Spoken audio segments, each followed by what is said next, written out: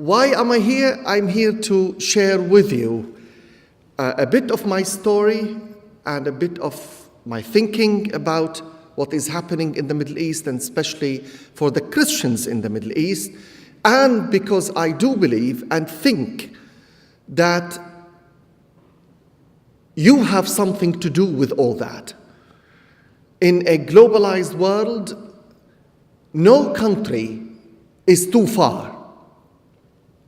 And what happened in your country, in Ottawa and Quebec, gives some signals to us to say the world is open.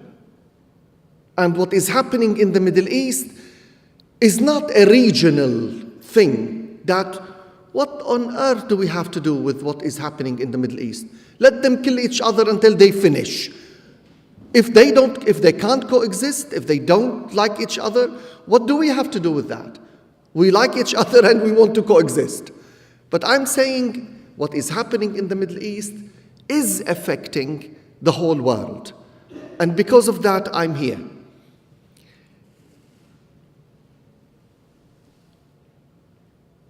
And I'm going to be politically incorrect, just to warn you.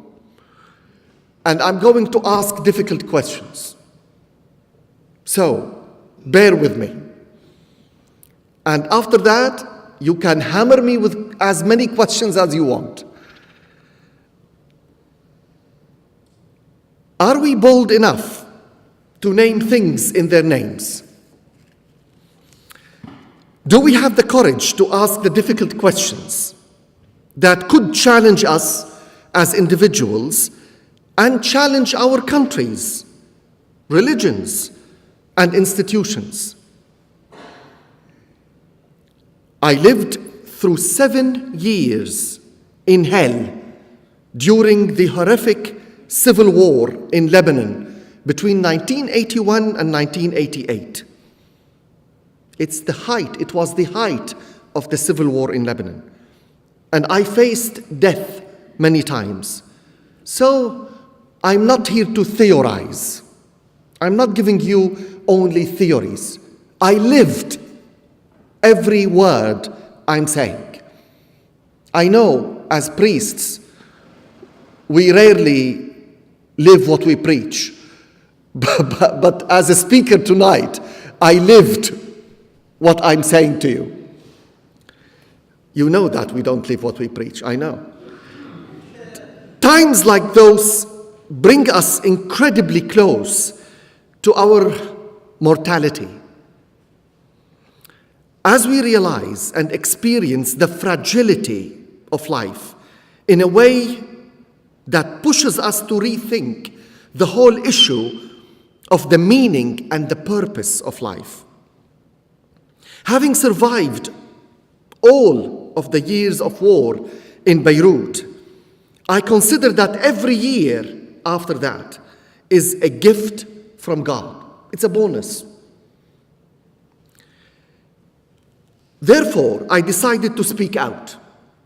I decided to break the barriers of fear and silence and to ask the difficult questions that many people avoid. With that in mind, I would like to share with you my thoughts on the escalating events in the Middle East, especially in my homeland, Syria. Before I do that, let me tell you a little bit about me. I grew up in the coastal Mediterranean city of Latakia in Syria, in a Christian family. A lot of people, even today, in Europe, they ask me, when did you become Christian, Father? Coming from the Middle East, they suppose that I was a Muslim and converted to Islam. And when I say I've been always Christians, they say, oh, well, then your parents became Christians. That far that they can go, not further. And when I say even my family has been always Christian, oh my God, how? I say, well, before you ask me when I became Christian, Shouldn't I ask you, when did you become Christian? Because to my knowledge, Jesus was born in Syria. Because Palestine at that time was a satellite of Syria in the Roman Empire. So, if Christ was a Syrian citizen, when did you become Christian? Anyway, I lived most of my life with my neighbors and Muslims and Alawites and Druze and a lot of backgrounds in Syria.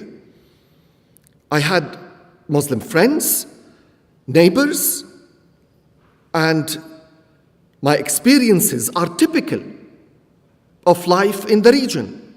Although there would be a Christian quarter in a big cities, it was certainly not a ghetto. We lived everywhere. You can't say in Syria there is a Christian city. No. There are little towns, maybe the majority are Christians, but as Christians we lived all over Syria, not in a specific area. Christianity gave the Christians the ability to be the light. Christians worked with their Muslim neighbors. We went to school together. We worked together. And we celebrated Muslim as well as Christian feasts together. Faith was not then a cause of division or hostility in the Middle East. Christians have always been deeply involved in politics, leading political parties as well as social movements such as Pan-Arabism. Do you know this Arabic Arabic feeling, Arabic belonging? So the Arab world, this movement in the Arab world was established actually by Christians. The Ba'ath Party, have you heard of the Ba'ath Party in Syria and Iraq? Was founded by two Christian leaders. And then the party was hijacked by two dictators, one in Syria and one in Iraq. But originally it was founded by Christians. One of our prime ministers was Christian, prime minister in Syria.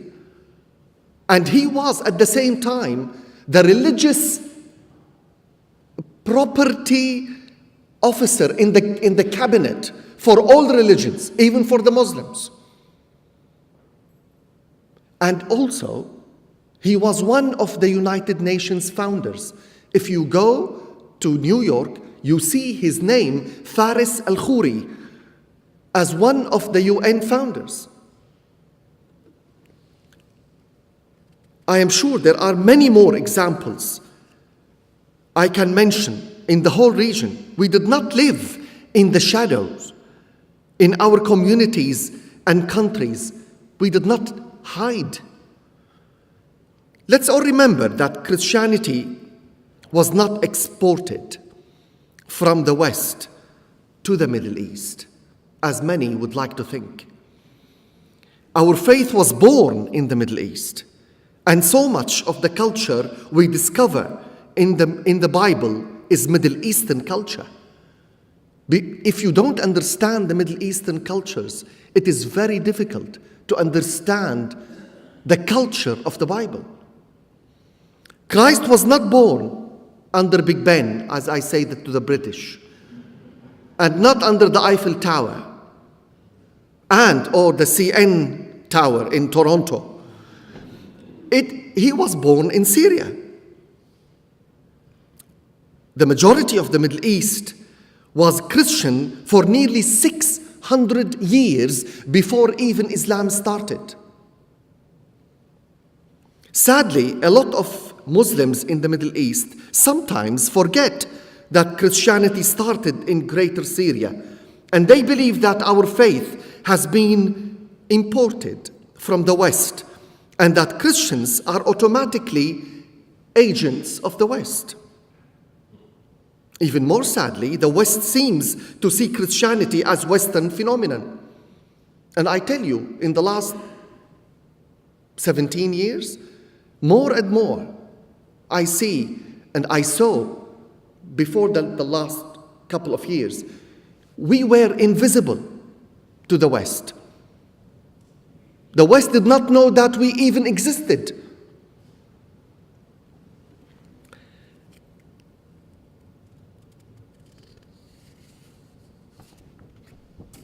Christians, as well as other minorities in the Middle East, have shared life with Muslim majority in all aspects. They served alongside Muslim in the armed forces. They were part of the liberation movements against foreign occupiers like the French and the British. Syria and Lebanon were French mandate, and Palestine and Jordan were British mandate. And we took part in the movement of the independence in Syria, in Lebanon, and all the Middle East. We've been giving a lot to the Middle East. We have been writers, business people, politicians, scientists, and everything. It is so painful when people look at me as a Christian and see only a poor victim these days. You know, they look at me and say, I'm so sorry. The Christians are suffering. That's all what they see in Christianity in the Middle East. Suddenly, we are visible, but we are the victims. I want to tell you something. We do not see ourselves as victims. We see ourselves as part of the whole tragedy of the Middle East, whether other minorities or whether the Muslims suffering. They see, we see ourselves partners in the land. We see ourselves partners in the good times and in the bad times.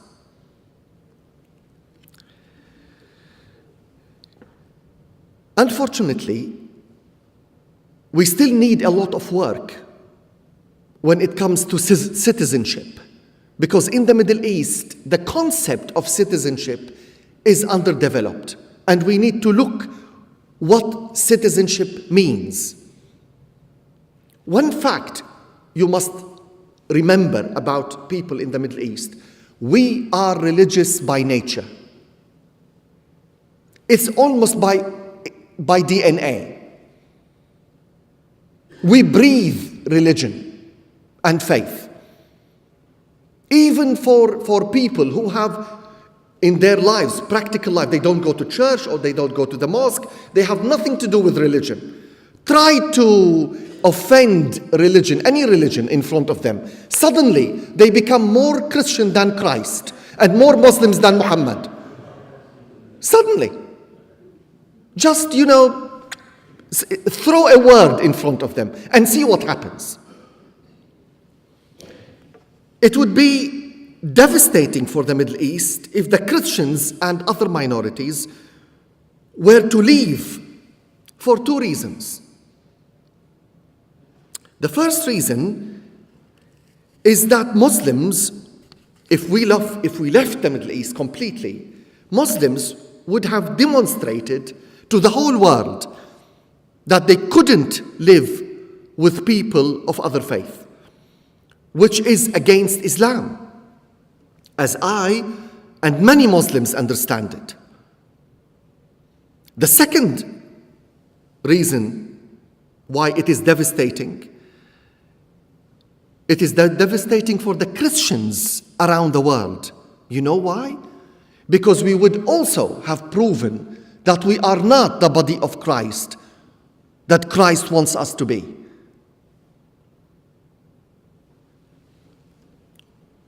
So let's move now to asking a question. What is happening in the Middle East today? Today, We are witnessing, don't leave now after you hear that. We are witnessing a third world war in every sense and on many levels. We have in the Middle East a proxy war. The world is divided into camps that push the region in different directions, not only through political alliances, which include regional and international powers, but also through supporting different fighting armies on the ground. ISIS has some countries supporting it. The oppositions in Syria have some countries supporting it. And the regime in Syria has some countries supporting it. You see what I mean by proxy war?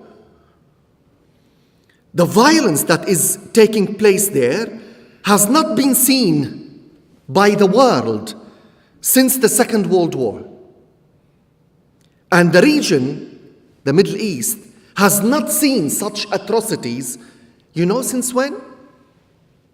Since Genghis Khan. 1259, 1260, when Genghis Khan invaded the Middle East and entered Syria. Can you imagine? The atrocities that are taking place now, we have not seen in the Middle East since 1259. We need to understand that minorities in the Middle East, again, I emphasize, are not imported from somewhere else, as is in the case of Western world. The Middle Eastern minorities belong to the very original fabric of the society. They have always been there. In most of the Western countries, the minorities have been mostly immigrants. The region has a very complex demographical map because the minority in one country is to be found as the majority in the neighboring country. Too much? I'll give you an example. In Iraq, the Sunnis are minority. A big minority, but a minority. The Sunnis in Syria are the majority. The majority in Iraq are Shia, where in Syria, the Shia are minorities. You see how complicated it is? Demographically and religiously. Because of this and complex social and demographic mosaic, it is imperative to understand the dynamics of the relationships between the different religions and denominations if we want to understand what is happening in the Middle East today.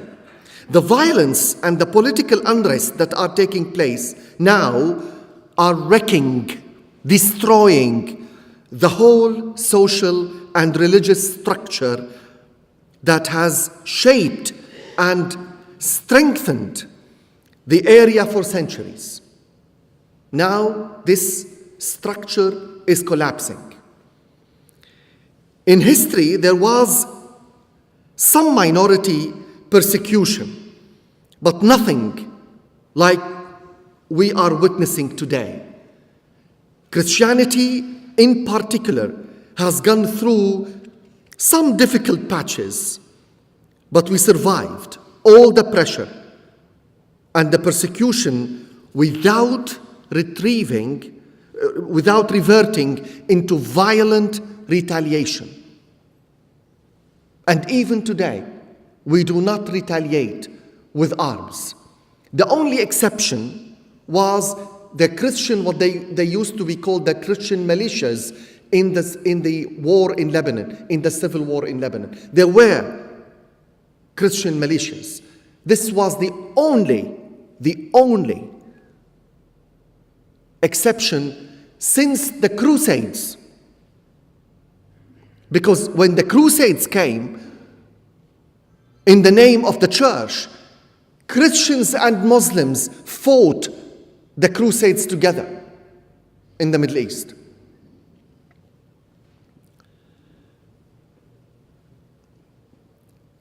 The minorities in the Middle East, my friends, are like the glue, bringing the whole structure together. And the glue now is being attacked and removed so that the whole area would be ready to be divided into sectarian states. A Sunni state, a Shia state, Alawite state, and so on.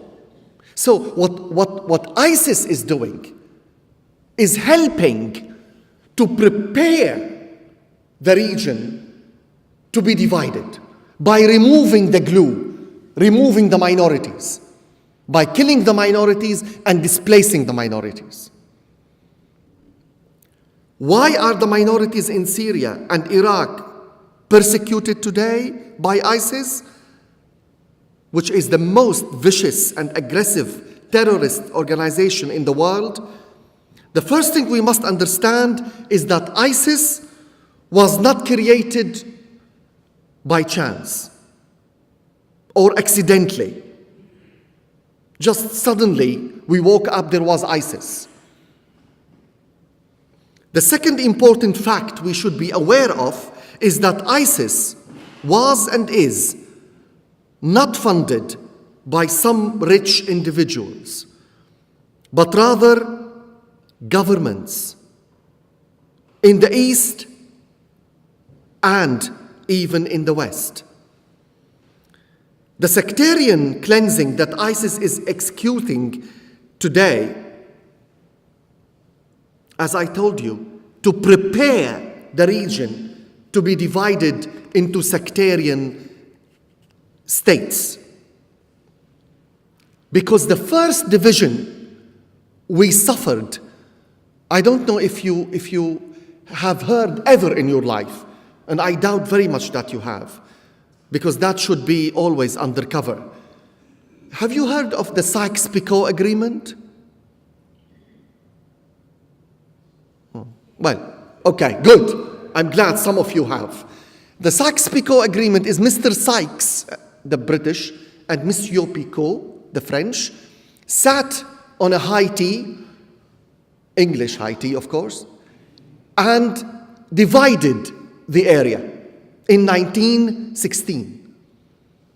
And we are still, in 2014, living the consequences of the Sykes-Picot Agreement.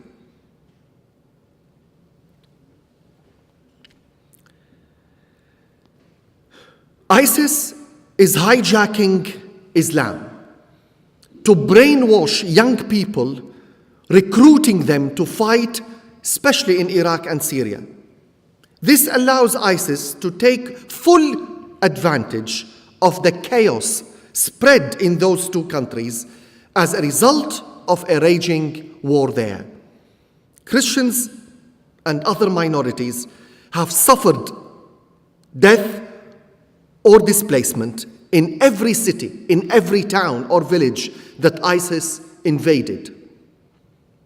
I have talked with clergy and families coming from those areas, and I have heard horror stories about their departure as ISIS approached their home places, home areas. In Syria, the area from the borders of Iraq, with Iraq east of Syria, up to Aleppo, northwest of Syria, which is the second largest city in Syria. The whole, from the Iraqi border to Aleppo, is Christian-free area. And that area used to have hundreds of thousands of Christians and other minorities. Hundreds of thousands. Now the Christians that could escape have done so. Those that stayed behind are no more. Unfortunately, the Western countries have taken the wrong decision to attack ISIS through airstrike. Airstrikes cannot be the solution, my friends, to the problem. It only adds to the casualties and destruction in the region. The only solution for the evil body, the evil organization of ISIS, is to dry out the external resources that it relies on and to cut all the veins that are carrying blood to this evil body. Military action is only, for me, is only a distraction. It's not a solution. The West is trying to put on a show that they are doing something about it. But actually, billions of dollars are poured into ISIS every day. They are exporting oil. Who is buying the oil? Why can't we ask these questions? Who is paying money to those monsters to destroy the Middle East? Who are supporting them? As long as ISIS is getting the money and is able to sell the oil, no airstrikes can destroy it. And it will grow even bigger and more powerful. Today I heard another town with a lot of Christians in Iraq fell in the hands of ISIS today. And you know what they said? We can take Baghdad anytime we want, but it's a tactical decision that we are not entering Baghdad. How can we stop that? By airstrikes? It's a joke. In order to stop ISIS, we need also to find a political and religious solution to the war in Syria. The West speaks rarely, if at all, of any political solution. But we need to remember that a religious reconciliation should accompany any political solution in Syria.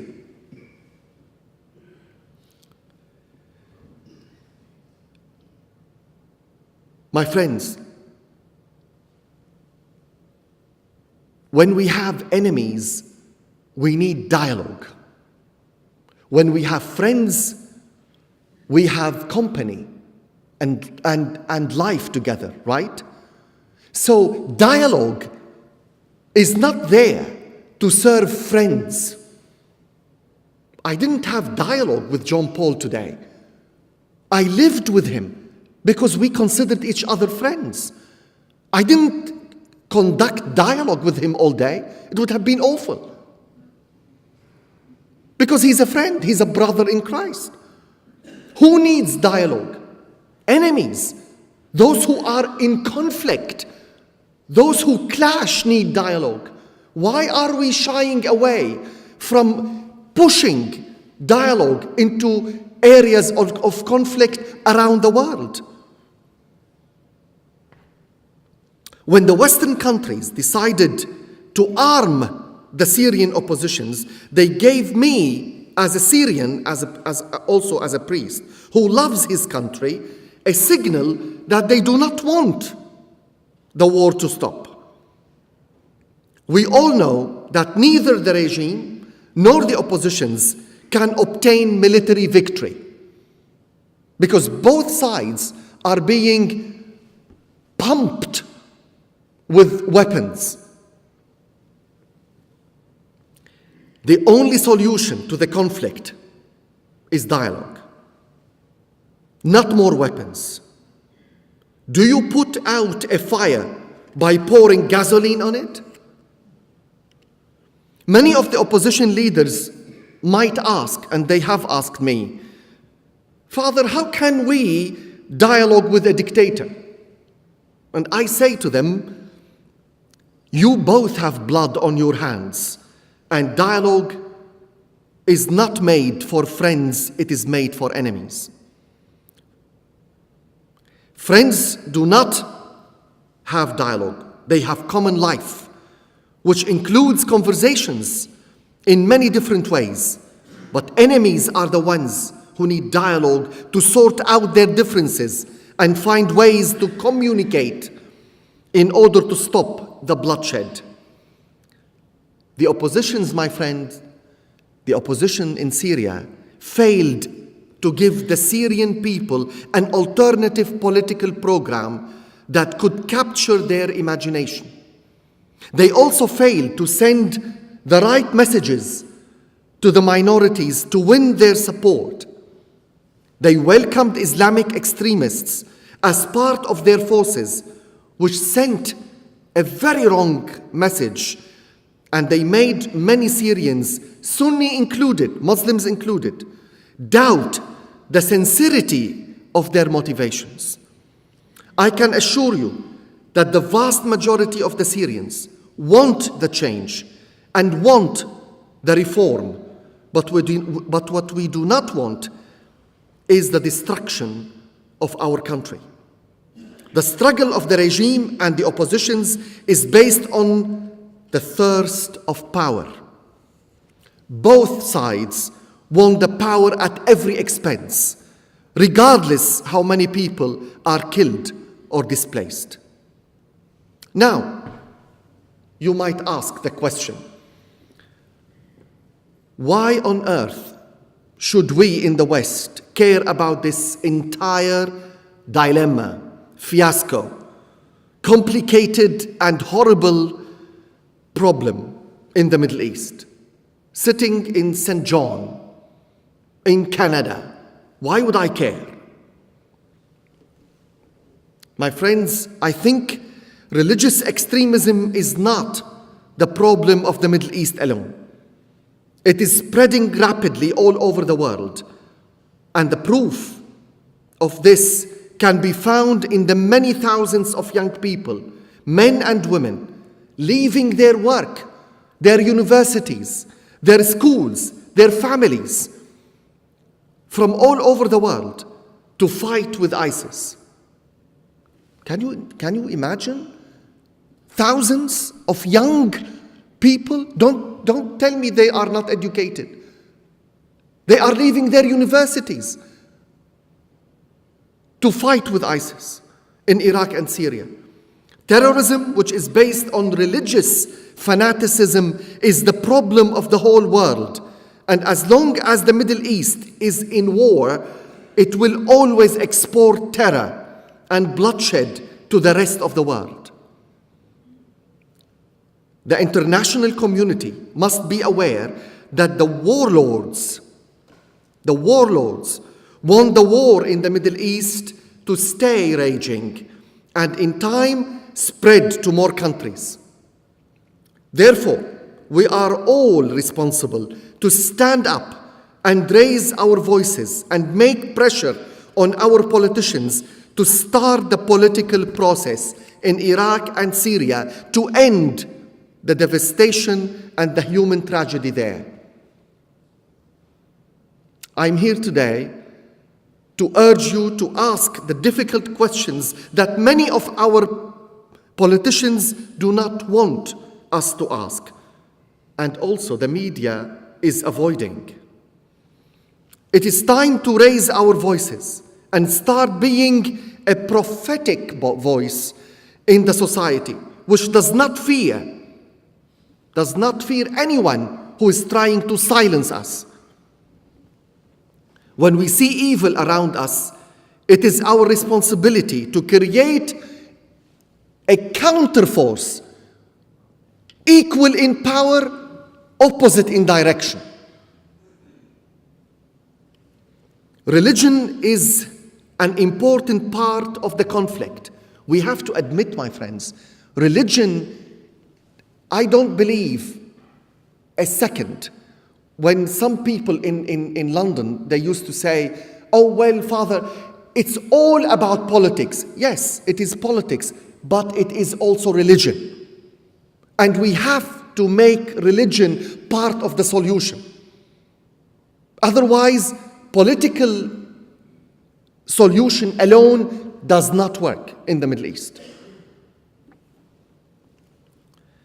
The time has come that we demand from our governments to stop those who are funding and fueling religious extremism with money and arms. We must name them and shame them, because they are destroying the future of our young generation and spreading horror all over the world. The war now is open, and you never know when and where terrorism will hit and shatter innocent lives, which might be a member of your family or one of your friends.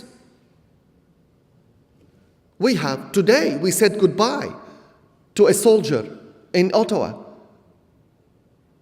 We must work together to stop warlords controlling our destiny and making our lives hell. We still can do a lot to bring balance to evil by being a force of good. Help us. Help us at the Awareness Foundation. We are one voice only. We are working day and night, tirelessly, to work with young people in the Middle East, to make them ambassadors of peace, to make them count in their stand against violence. We have a program in the Middle East. I just came back from Syria last week when we gathered 90 young men and women, 90, in the suburb of Latakia, and trained them to be leaders in their communities, to deal with their differences and embrace their differences and celebrate their similarities and be a force of peace and good wherever they are. My hometown, my friends, tripled in its population, because of all the people pouring from other parts of Syria. So the 90 people we had were from all over Syria. And we prayed together, and we talked, and we discussed the conflict. And we put action plans. And we have a year ahead of us, full of work, to execute this plan, that we can make cells everywhere to spread the culture of peace, the culture of life, not the culture of death, the culture of revenge. We are entrusted with the ministry of reconciliation. The question is, are we up to it?